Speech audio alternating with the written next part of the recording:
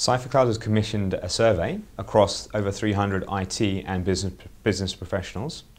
And what we have found is overwhelmingly a desire to move to the cloud and a doubling of those efforts over the next 12 months. From IT professionals' perspective, over 60% said they're already moving to the cloud.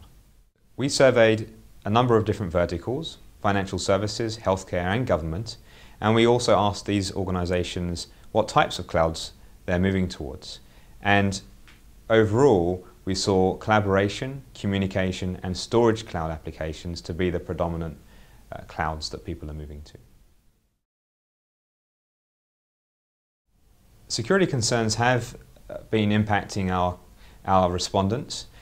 20% of respondents said that they are impacting projects, and 10% of respondents said that actually they're stopping projects. When we talked to IT decision makers, over 50% were concerned about data leakage, and over 30% were concerned about hijacking of accounts. Now, from a business perspective, this was slightly different.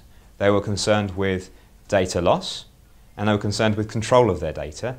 So this does impact how businesses are moving to the cloud, and there is a desire to try and overcome those problems.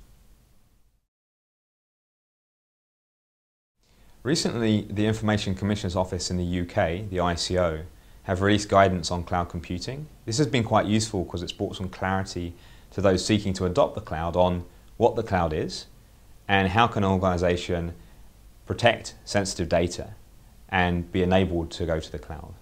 One of the things that they said is that organisations can outsource their data, but they can't outsource their obligation to protect that data. And they've recommended that organisations encrypt the data.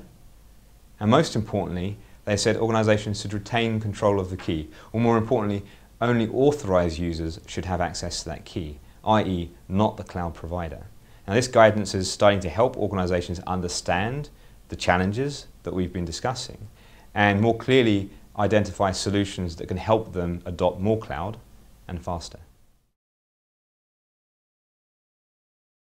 Organisations aren't aware of their obligations to protect data in the cloud.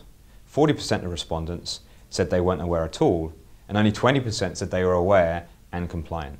This is quite surprising.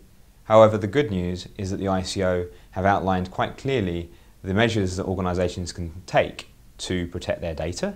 So that really brings clarity to those organisations who have already adopted the cloud and are planning to adopt the cloud in the future. And this is really important in the context of the EU changes that could come through, and these changes potentially move guidance into law and therefore could affect the potential penalties that organisations might be subject to. Organisations today need first to look at which cloud applications they're using, because it's not always known that cloud applications are in use. And then look at cloud applications they want to use in the future.